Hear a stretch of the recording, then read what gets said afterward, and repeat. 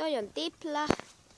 Se on 9-13-vuotias issikka tamma. Jammu, älä tuu siihen, älä viitsi.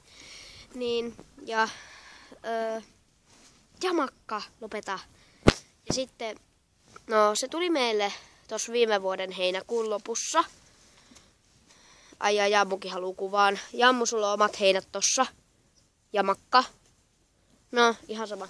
Syssit Tiplankaa. Meillä on tällainen kiva pieni pihatto. Vähän sotkuin nytte. Ei oo siivottu vähän aikaa. Jotenkä siis, palataan taas Tiplaan. No siis. Tipla on kyllä aika söpö, mut vähän ärhäkän puoleinen. Näin sitä voisi kuvailla. Se on ihan kiltti ja mukava ja muutenkin tällainen, mutta ratsastaessa se on vähän mikä on. Se on nyt laihtunut tosta tosi paljon ja sillä on tosissaan sellainen metabolinen oireyhtymä.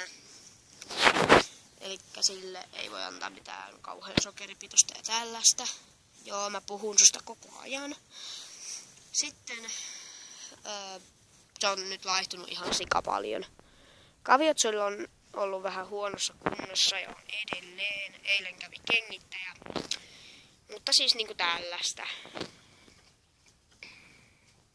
Ja mun oli pakko laittaa tää taas siihen mun äidin omaan, koska mä en omaani voi laittaa, koska mun puhelin on jostain syystä rekisteröity äitin Gmailiin. Juu. Niin. Siis näin. Juu. Jaha. No ihan sama. Ja sitten niinku tällaista. Tiplaa. Ei se nyt huomaa, kun silloin heinä. No ihan sama. Mä teen taas lisää videoita Tiplasta myöhemmin. Ja niinku tälleen.